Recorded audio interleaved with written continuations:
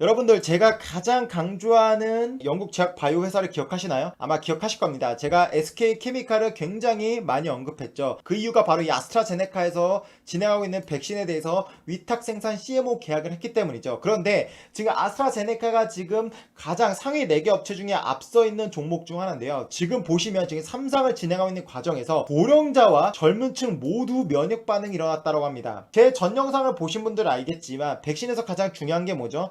기본적인 게 이제 안전성 깔고 들어가고, 그 다음에 이제 항체, 그 다음에 가장 중요한 게 이 바이러스를 죽여 없앨 수 있는 중화항체 형성이 가장 중요하다고 말씀드렸죠. 근데 여기에 보시면 모두 면역 반응이 일어났다 하는 부분은 뭐냐면요, 바로 이 항체 부분이 모두 형성됐다라는 것을 의미해요. 근데 우리가 여기서 주목해야 될 내용은 뭐냐면요, 바로 고령층입니다. 아스트라제네카 제가 전 부분에 있어서 그 데이터를 상세하게 분석해 드렸죠. 근데 그 내용은 18세부터 55세까지의 연령층이었습니다. 그러니까 한마디로 젊은 층이라고 봐야 되는 거죠. 근데 이 3상에서는 지금 고령자를 대상으로도 임상을 진행하고 있는데요, 바로 이 고령자에서도 똑같이 면역 반응이 나왔다고 합니다. 근데 이렇게 보시면 돼요. 젊은 층, 그러니까 우리 20, 30대와 50, 60대, 70대를 비교해 본다면 어떤 사람이 더 건강할까요? 그냥 상식적으로 볼 때 20, 30대가 더 건강하죠. 우리가 어떤 거에 다쳤을 때 더 빨리 회복할 수 있는 게 바로 이 면역 능력인데, 바로 이 면역 부분에 있어서는 젊은 층이 훨씬 더 면역 능력이 좋다라고 볼 수 있어요. 그 말은 뭐냐면요, 이 백신은 결국 면역력을 갖는 건데, 백신을 맞았을 때 효과가 더 잘 날 수 있는 확률적으로 따지자면 젊은 층이 더 확률이 높은 거고, 고령층이 더 안 날 확률이 높다. 그 말은 고령층에서 약의 효능이 나올 가능성이 더 낮기 때문에 난이도가 좀 더 높다라고 우리는 합리적으로 판단해 볼 수 있습니다. 근데 지금 아스트라제네카가 임상 3상을 진행하고 있는데요, 지금 앞서 임상 1, 2상에서도 1000명이 넘는 대량의 환자를 대상으로 진행했는데, 지금 이번 임상 3상에서도 중간 결과가 고령자와 젊은 층 모두에서 면역 반응이 나왔다라는 건요, 지금 임상 3상이 굉장히 잘 진행되고 있다라는 거예요.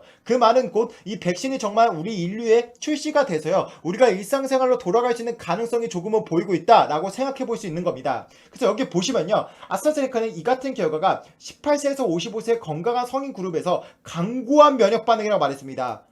굉장히 표현이 세죠. 그러니까 한마디로 이 약의 효능이 굉장히 잘 나왔다라는 거예요. 그리고 앞서 내용을 보면요, 지난 7월 공표한 데이터를 뒷받침하고 입증하는 것, 이 데이터는 우리가 같이 봤죠. 제가 이 아스트라제네카가 딱 턱걸이 정도 수준을 거쳤고, 그 안에서도 항체와 중항체는 매우 훌륭했다라고 말씀드렸습니다. 그러니까 말씀드린 게 뭐냐면, 우리가 앞서 영상을 본 그 데이터보다 훨씬 더 좋은 수준의 지금 임상 3상의 데이터가 나오고 있다라고 보시면 되는 거예요. 그래서 여기 보시면요, 고령자와 젊은 층 전부 비슷한 면역 반응을 나타내고, 더욱이 코로나19 병세가 중증으로 변하기 쉬운 고령자에게서 부작용이 적다는 것은 고무적이라고 강조했습니다. 그러니까 지금 이 아스트라제네카 임상 3상이요, 굉장히 잘 되고 있다라는 겁니다. 그래서 우리가 지금 이 아스트라제네카가 굉장히 잘 진행되고 있는 점, 그 말은 우리는 이제는 제 영상을 보신 분 다 알겠죠. 어떤 종목을 집중해야 되는지 당연히 아실 겁니다. SK케미칼에 대해서 조금씩 주목해야 될 만한 사항이 지금 형성되고 있다라는 거죠. 그래서 다음으로 좀 넘어가 보면요, 여기 보시면 이 아스트라제네카가 임상이 어떻게 진행되고 있는지 그 결과에 대해서 계속해서 언론의 내용을 발표하고 있어요. 우리는 이 내용을 매우 집중해 볼 필요가 있습니다. 이 말이 뭐냐면요, 아스트라제네카 백신 유전 명령 이행 성공적, 이게 쉽게 말하면 뭐냐면요, 이 백신은 명령을 내립니다. 뭐냐면요, 이것을 투여하면요, 우리 몸은 코로나에 감염됐다라고 착각을 합니다. 그래서 몸에서 면역 반응을 일으켜서요, 그 안에서 우리가 항체와 중항체가 미리 형성되어 있는 거예요. 그래서 이 코로나가 감염이 됐을 때 항체와 중항체가 형성되는 게 아니라 미리 항체와 중항체가 형성되는 게 바로 백신의 이 작용 기전의 원리거든요. 여기서 유전 명령 이행 성공은 뭐냐면요, 한마디로 이 약이 효과적으로 지금 작동하고 있다 라는 겁니다. 이 지금 기사를 한번 보자고요. 강력한 면역 반응을 이끌어냈다는 분석 결과가 나왔다는 겁니다. 아스트라제네카 또는 옥스퍼드 대학과 관련이 없는 독립 영국 연구진이 아스트라제네카 백신 후보 물질을 정밀 분석한 결과 이 같은 결론이 도출됐다고 합니다. 이 기사는 굉장히 중요한 내용이에요. 그러니까 지금 이 내용을 어떻게 해석해야 되냐면요, 한마디로 아스트라제네카, 옥스퍼드 대학, 이 지금 두 개가 임상을 진행한 건데, 얘네가 분석을 하면 이해관계가 어느 정도 엮여 있기 때문에 주관적으로 해석할 수 있잖아요. 근데 여기는 지금 보시면요, 독립 영국 연구진이요, 이것을 따로 분석을 했더니요, 굉장히 좋은 데이터가 나오고 있다라고 말한 거예요. 그러니까 지금 우리가 위에서 앞서 내용을 본 것과 이 기사를 보면요, 아스트라제네카 임상 3상이 굉장히 잘 되고 있구나. 임상 1, 2상에서는 표본이 1000명대로 그래도 경쟁 업종보다는 많았지만, 어쨌든 3상에서는 몇만 명, 3만 명 이상에서 진행하고 있는데, 지금 이 3만명까지 데이터도 1상과 2상과 연속성으로 나올 수 있겠구나. 굉장히 긍정적인 희망이 보이는 기사인 겁니다. 그래서 여기 조금 더 내용을 보면요, 매튜스 박사는 이 이 물질이 유전 명령을 정확히 따른다는 사실을 확인한 이번 분석은 매우 중요하다. 네, 우리 투자자로서도 매우 중요합니다. SK케미칼을 내가 들고 있는 주주라면, 그리고 SK케미칼을 내가 한번 지금 매수하려고 고민하고 있는 상황이라면 지금 이 기사는 엄청나게 우리한테 인사이트를 줄 수 있는 내용이라는 거죠. 그리고 여기 보시면요, 이게 그냥 인터뷰로 언급한 게 아니라요, 브리스톨 대학의 연구는 동료 심사를 거치지는 않았으나 출판 전 논문으로까지 공개됐다고 합니다. 논문으로 공개됐다라는 건요, 지금 이 데이터의 상세하게 분석이 어느 정도 완료가 됐다라는 거예요. 그러니까 지금 이 기사는 꽤나 신뢰성이 높다라는 거죠. 우리는 지금 SK케미칼에 대해서 매우 주목을 해야 된다라는 거죠. 자, 이것은 정말 바이오 업계에서 뛰어나다라고 말할 수 있는 사람들이 어떻게 보는지 그 기사들을 가져왔어요. 여기 보시면요, 이탈리아 보건장관은요, 아스트라제네카가 코로나 백신 연말께 시판될 것이라고 말했습니다. 그리고 역시나 영국 보건장관도요, 코로나 백신이 개발 잘 돼가는데 내년이 출시가 예상된다라고 합니다. 그리고 보시면 브라질 정부에서도요, 아스트라제네카의 백신이 가장 유망하다라고 합니다. 아스트라제네카는 지금 브라질에서도 대규모 임상을 진행하고 있죠. 브라질에서도 엄청난 지원금을 받아서 진행하고 있기 때문에요, 지금 브라질 정부도 이 아스트라제네카를 신뢰하고 있다라는 겁니다. 그리고 WHO도 임상 중단, 획막 척수염이 확인돼서 임상이 중단되기는 했었지만 지금 현재 상황을 볼 때는 아스트라제네카가 코로나19를 종식시키는데 가장 유력한 백신 후보라고 보고 있습니다. 그러니까 제가 말씀드리고 싶은 게 뭐냐면요, 우리는 지금 이 주식 투자를 하는 사람이라면, 적어도 리서처 TV를 보고 있는 분들이라면 합리적으로 지금 SK케미칼 관련 종목들을 집중해야 될 때라는 거죠. 그럼 이게 도대체 언제 나오나? 여기 보시면요, 영국 백신 개발자가요, 성탄절 이전에 접종이 시작될 것이라고 합니다. 그 말은 뭐냐면요, 12월 24일 전에 이미 우리가 맞을 수 있다라는 거예요. 그러면 이걸 어떻게 해석해야 되냐면요, 아마 11월 말이나 12월 초쯤에 데이터가 나온다라는 겁니다. 그래서 긴급 사용 승인을 할 거고, 이미 제 영상을 보신 분들 알겠지만 롤링 리뷰가 들어갔죠. 롤링 리뷰가 뭐냐면요, 얘네가 사전 승인을 때리면 그때부터 문서 검토를 하는 게 아니라요, 사전 승인을 신청하기 전부터 이미 검토를 미리 하고 있는 거예요. 그래서 얘네가 승인 나면 바로 최대한 빠르게 승인을 낼 수 있는 작업을 지금 걸치고 있는 거거든요. 그러니까 이 말은 뭐냐면, 지금 우리가 이제 11월 달입니다. 11월 달인데 적어도 11월 말쯤에 데이터 발표를 할 수 있겠구나. 불과 한 달도 안 남은 겁니다. 그래서 우리가 정말 일상으로 돌아갈 수 있는 시간이 한 달도 안 남았을 수도 있구나, 이렇게 생각해 볼 수가 있는 거예요. 그래서 내용을 좀 보면요, 내년 봄 팬데믹이 끝날 수도 있다라고 합니다. 지금 영국 봉고당국 볼 때는 아스트라제네카 자국 기업이잖아요. 우리나라 치면 제넥신이나 셀트리온 같은 거나 보시면 됩니다. 그러니까 당연히 자국 국민들한테 우선순위로 접종을 하겠죠. 최종적으로 최근 백신 대량 접종 준비를 이미 시작을 했다라고 합니다. 굉장히 우리가 주목해야 될 기사예요. 지금 더선에서는요, 11월 2일부터 아스트라제네카 백신을 공급할 거라는 기사가 나왔어요.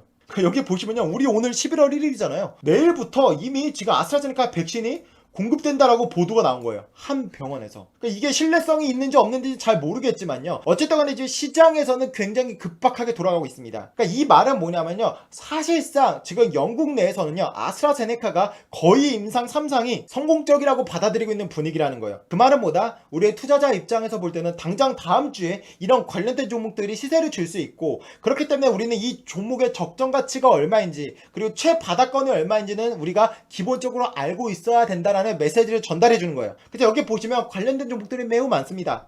SK케미칼, 진매트릭스, 유나이티드 제약, AB 프로바이오 등으로 분류되는데, 이 종목에서 진짜 종목이 어떤 건지, 그리고 이 진짜 종목의 적정 가치가 얼마인지 그 내용을 좀 제가 말씀드리려고요. 우리는 지금 SK케미칼을 아마 다들 들어보셨을 겁니다. 제 영상을 보시면요, 제가 SK케미칼을 분석을 아마 2번, 3번 했을 겁니다. 그만큼 강조를 하고 있고요. 지금 상황에서 SK케미칼보다 중요한 종목이 있을까, 이런 생각이 듭니다. 자, 그러면요, 지금부터 본격적으로 SK케미칼이 적정 가치가 얼마인지 좀 찾아볼 건데요, 우리는 크게 3가지를 볼 거예요. 뭐냐면, 첫 번째는 SK케미칼이 이 백신의 가격이 얼마로 나올지, 가격적인 부분을 찾을 거고요. 그 다음은 과연 이 부분을 얼마까지 생산할 수 있는지, 생산량을 찾을 겁니다. 그러면 가격과 생산량을 알면 매출액을 알 수 있습니다. 그리고 그 다음에 이 백신의 영업이익률이 평균적으로 몇 프로인지 안다라고 한다면 영업이익까지 알 수 있겠죠. 그러면 이 증권사에서 평균적으로 이 멀티플, 그러니까 펄을 몇 배로 주는지까지 안다면요, 지금 이 SK케미칼의 백신 CMO 가치가 얼마인지 우리는 알 수 있어요. 그러면 우리는 이 백신 CMO 가치가 이 시가총액이 될 거거든요. 그렇다면 우리는 그 가격을 대입해보면 34만 6천 원이 지금 거품인지, 아니면 들어갈 볼만 한지, 아니면 조금 아쉬운 가격인지, 아니면 지금 매우 싼지 우리는 합리적으로 판단해 볼 수 있습니다. 그러면 지금부터 한번 SK케미칼의 적정 가치를 찾아보러 저랑 떠나볼게요. SK케미칼을 우리가 왜 주목해야 되는지 여기 바로 좋은 기사에서 나옵니다. 제가 항상 말씀드리지만요, SK케미칼이 수주한 건 아니에요. SK바이오사이언스가 수주를 한 것이죠.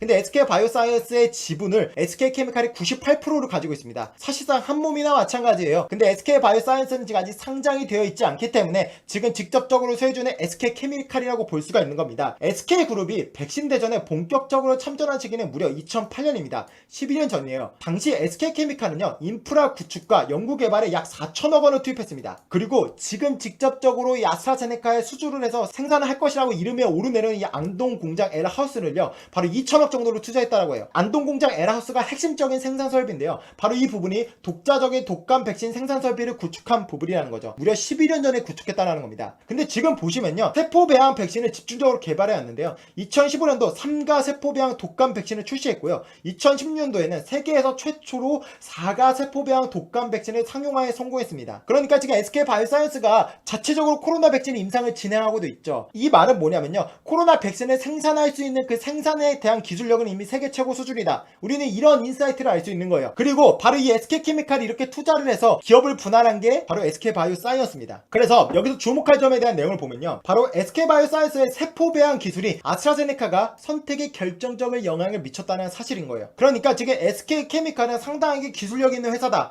우리는 이렇게 지금 주목을 해야 된다는 겁니다. 여기 보시면 여러분들 CMO라고도 들어봤을 것이고 CDMO라고도 들어봤을 거예요. 우리는 이것을 구분해 볼 필요가 있는 건데요. 그러니까 SK케미칼 같은 경우는 지금 아스트라제네카 같은 경우는 백신 CMO를 맡습니다. 그런데 SK케미칼은 노바백스와도 계약을 맺었죠. 근데 노바백스와는 뭐냐면요, CDMO를 체결했습니다. CMO와 CDMO를 우리는 구분할 줄을 알아야 돼요. 그 다른 게 뭐냐면요, 여기 보시면요, 위탁 생산 CMO와 위탁 개발 CDO를 합친 용어가 바로 CDMO입니다. 파트너사의 요청에 따라 의약품을 위탁 생산하는 CMO 영역을 넘어서 세포주를 개발하고 생산 공정, 임상, 상용화 등 일련의 신약 개발 과정까지 아우르는 상위 개념인 거예요. 그러니까 지금 보시면요, CDMO와 CMO가 있잖아요. 근데 이 중에서요, 조금 더 대단한 개념이 뭐냐면 바로 CDMO라는 거예요. 우리는 이것을 투자적으로 비유해 본다면 조금 더 기업과 밀착된 부분은 CDMO고, 이는 당연히 수익성으로 볼 때 CDMO가 조금 더 수익성이 좋겠구나 라고 우리는 볼 수가 있는 거예요. 그 말은 노바백스와 CDMO 계약을 맺었는데 이 노바백스 부분에 있어서 만약에 성공을 한다면 조금 더 아스트라제네카보다는 수익성이 더 좋겠구나 라고 우리는 생각해 보면 되는 겁니다. 그래서 이런 기본적인 개념은 알고 가자고요. 여기 보시면요, 아스트라제네카는요, 코로나 팬데믹 기간에는 백신 판매를 통한 이득은 추구하지 않겠다라고 했습니다. 지금 이 말을 우리가 해석하면 뭐냐면요, 팬데믹이 지나면 한마디로 돈을 벌겠다라는 거예요. 근데 우리가 여기서 짚고 넘어야 될 건 뭐냐면, 팬데믹 기간에는 원가로만 팔 거고 팬데믹이 지나면 어쨌든 간에 이 백신 업체들이 엄청나게 수익을 남길 것이다. SK케미칼도 역시나 수익을 남길 수 있는 지금 판에 끼어든 것이다. 이렇게 알면 되는 건데요. 지금 보시면요, 우리가 여기서 보면 1도즈라는 단어가 나요. 1도즈가 한마디로 1회 분량이라고 보시면 됩니다. 근데 보시면 한마디로 1회에 4달러라는 거예요. 그리고 화이자는 19.5달러, 그리고 모더나는 32달러, 37달러 이렇게 가격이 나오죠.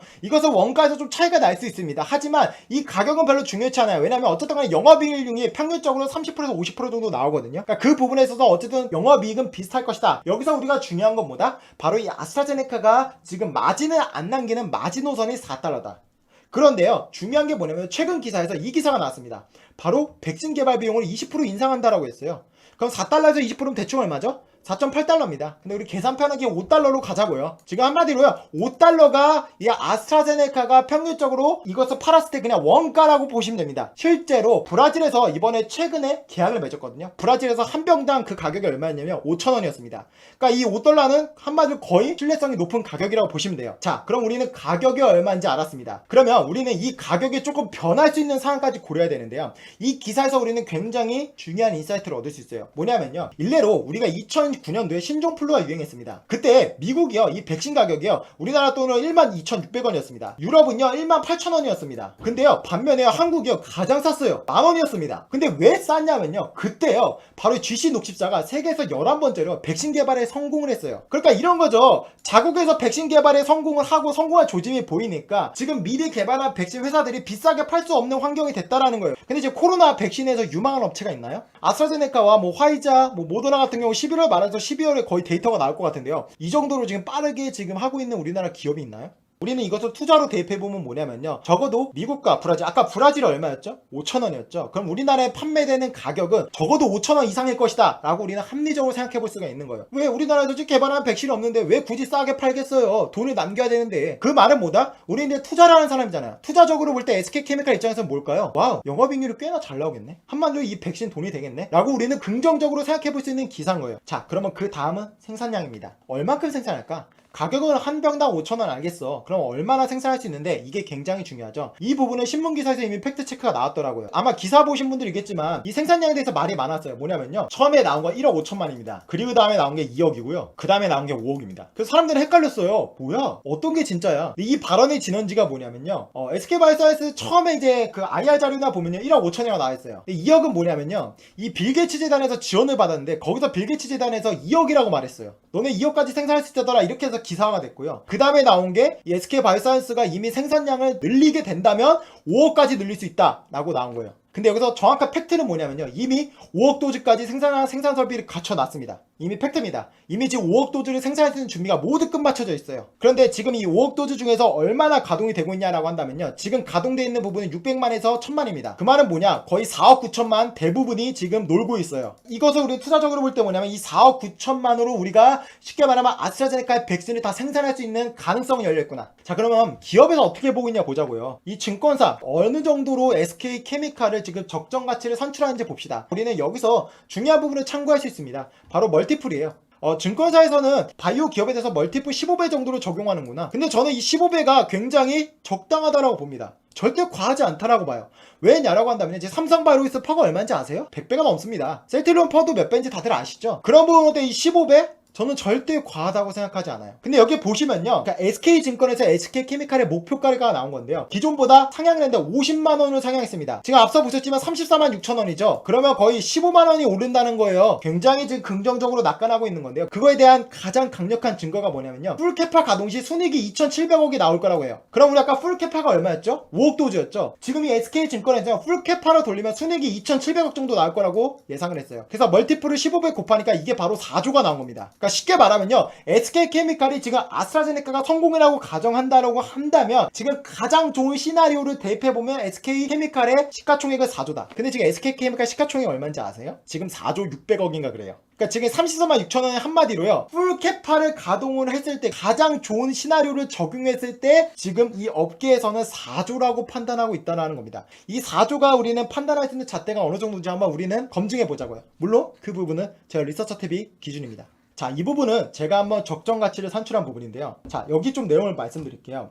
보시면 풀캐파는 이미 5억 도즈라고 나왔죠. 이건 팩트입니다. 그죠? 근데 현재 600만에서 1000만이 가동돼 있기 때문에요, 그 유유 설비를 하면 가장 긍정적인 시나리오를 가정한다면 4억 9천만입니다.